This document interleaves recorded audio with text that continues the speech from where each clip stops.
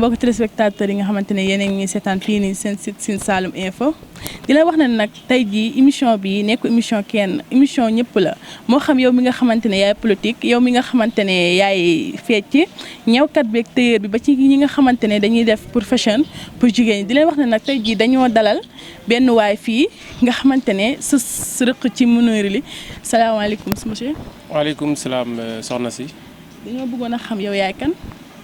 waaw man nag d'abord maa ngi nuyu askanu Kaolack di nuyu askanu Sine askanu Saloum di nuyu waa Sine Saloum Info yëpp man maa ngi tudd Cheikhou Binam Thiam ñu di ma wax Intelo maa ngi nekk jeune di liggéey ci wetu ki nga xam ne mooy Mounirou Ly responsable politique directeur de la promotion de l'habitat social nekk aussi chargé de communication. ok ba tey jii mën nañoo xam. la xamante ne moom la def fii nii ci Kaolack ci jeunesse bi. waaw soxna si boo ma laajee question boobu dama ci sawar a tontu parce que tey boo gisee sama taxawaay rek nga war a mun a xam ne tey Mounirou Ly ku jox bët askanu Kaolack la ku jox bët askanu Kaolack surtout wàllu mbiram jeunesse bi la. tey ci wàllu mbiram jeunesse bi fi may commencé ku wax jeune wax wàllu mbiram emploi wax wàllu mbiram formation professionnelle. tey fii may wax ak yow y a plus de 200 jeunes yoo xamante ni tey defal nañ leen formation professionnelle te am nañ seen lijaasa ñu ngi ci nekkoon en partenariat avec la Jeune Chambre Internationale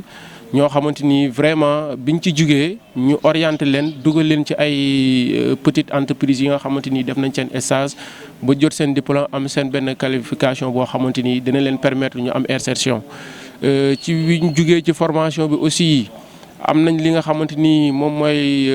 encadrement bi parce que tey boo waxee Kaolack wax éducation wala mbiram éducation tey li fi Mounirou Ly def mun naa wax ne amul benn responsable politique amul benn acteur boo xamante ni tey def na ko fi.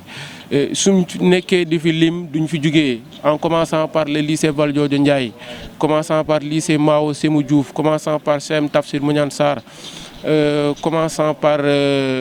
lycée bi nga xamante ni moom moo nekk fële école Mao Sémou Diouf bu nekk fële Parcelles wax lycée aussi bi nga xamante ni mooy ISM ak yeneen dem nañ ba nga xamante ni génn Kaolack dëkk bu ñuy wax Xeox commune Xelkom def fa ay action yoo xamante ni tey wàllu jeunesse bi ak éducation bi dem nañ ba gis ci seen bopp ba nga xamante ni tey Mounirou Ly c'est la personne en fait c'est l'acteur politique bi nga xamante ni moom mooy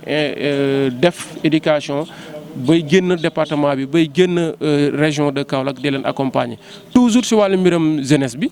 biñ dikkee ba Dakar aussi ñu gis situation bi foofu dafa métti trop ñu accompagner étudiants yi récemment gis ngeen étudiants yi nga xamante ni defoon nañ benn mobilisation bu rëy pour sargal kilifa gi bett ko muy sargal boo xamante ni sargal bi waa Kaolack yëpp teg nañ ci seen bët parce que ay accompagnement lañ leen defaloon yoo xamante wàllu mbiram logement ci wàllu mbiram restauration loolu yëpp nag soo gisee ñu dem ba mën ko c'est parce que il y a la volonté, il y a l'engagement et en réalité nous avons compris la vision du président qui consiste à faire du Sénégal un pays émergent. loolu le directeur comprendre ñuy jéem a xool pratiquement toutes nos actions yoo xamante dañ koy orienter ci domaine boobu. donc wàllu mbiram jeunesse soxna si comme li ma la ko wax rek suñ fi nekkee di wax fii ba suba duñ fi jugee parce que formation bi bari na. encadrement bi bari na et en même temps ku wax jeune wax discours c'est le discours qui est important ay ndaw booy ànd ak ñoom il faut leur faire comprendre que c'est possible il faut leur faire comprendre qu'en réalité que dañu war a mën a gëm seen bopp dañu war a mën a gëm ñefe seen life parce que du politique alimentaire lañ soxla il faut miser d'abord sur la conscience collective essayer de faire en sorte que jeunesse bi ñu xam li nga xamante ni moom la ñu war a defal seen askan ñu xam li nga xamante ni moom la ñu war a warloo ak seen localité bi muy Kaolack loolu tey à chaque fois dañuy def brainstorming ànd ak directeur mu ñuy accompagner à saa su nekk ci domaine yooyu te aujourd'hui il y a beaucoup de jeunes yoo xamante ni ils sont des relais à travers cette formation di dem ay séminaires fu nekk di dem ay rencontres fu nekk barki démb rek lañ jugee ci sud bi man personnellement fa laa jugee di am benn rencontre yoo xamante ni assisté woon nañ ko yooyu yëpp ci kilifa gi la ci ndimbalam la ci accompagnement la parce que daf lay wax ne man je suis pas un leader qui raisonne à la verticale mais plutôt je raisonne à l'horizontale c'est-à-dire ñëpp ñoo bokk yem gis-gis ñëpp ñoo bokk yem xam-xam kenn ku nekk rek dañuy jéem koy xamal ne yow c'est possible bu ko defee mu gën a gëm boppam gën a mën a investir gën a mën a accompagner ci li nga xamante ni moom la nekk. waaw ba tey tamit comme monsieur Mounirou mi ngi Kaolack te seetlu nañ ne kon moom lii yëpp mu def xalaat nañ ne kon mi ngi am yaakaar pour yokk fi leen est-ce que am nga yeneen projet yoo leen teg pour Kaolack. projet yu ñu teg projet yi dafay nekk en phase avec la vision du président parce que président moom moo wax ne un Sénégal boo xamante ni à l'horizon 2035 un Sénégal émergent ñun aussi à notre niveau nous avons en fait compris que c'est possible à travers la traduction de la vision du président xam nga à travers des actions très efficaces nag des actions yoo xamante ni dañuy xool li nga xamante ni moom mooy soxla askan bi ñu investir ci côté boobu noonu ci biir action yooyu noonu ak ci biir li nga xamante ni moom mooy engagement politique boobu noonu lan lay kilifa gi di def saa su nekk ci côté jigéen ñi ci côté feneen ak feneen dañ leen di jéem a encadrer defal leen ay formation professionnelle tey peut-être bokkul ci question bi mais dinaa la permettre wax la ko mooy plus de 300 femmes yoo xamante ni tey defal nañ leen formation ak 200 femmes yi nga xamante ni formé lañ leen récemment muy 500 femmes en collaboration avec la Jeune Chambre internationale toujours ñu formé leen organiser leen en mouvement GIE ba pare defal leen ay financement yooyu yëpp nag du question que ni xaalisam lay jël mais plutôt il exploite ses connaissances ses relations pour le compte des Kaolackois pour le compte de la population locale. ci biir mébét yi nag ma ñëw si mébét yi mooy lan fexe ba nga xamante ni tey Kaolack puisse sortir de l'ornière et c'est ça qui est important le dénominateur commun c'est Kaolack nous tous nous avons besoin que Kaolack puisse sentir en réalité que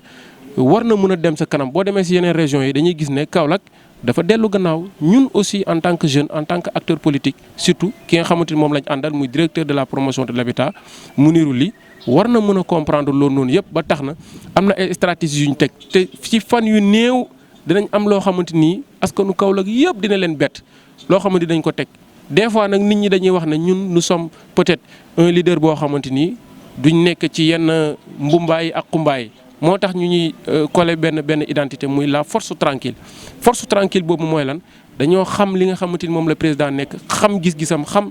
fi nga xamante ni moom lay teg tànk bu ko defee ñun nous sommes obligés de marcher à l'image du président pour que au moins ñu nekk en conformité avec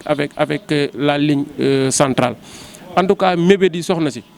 bari na ku wax mébét nag wax kattan ak tal wax fekkee ñu ñaan yàlla rek lépp li nga xamante ni peut-être mébét la ak yéene la ci Kaolack ñu matal ko parce que day faral di wax ne lépp lu ma mën a am sans Kaolack bokk ci wala sans ñu partager ko ak waa Kaolack yàlla bu ma ci jot ko.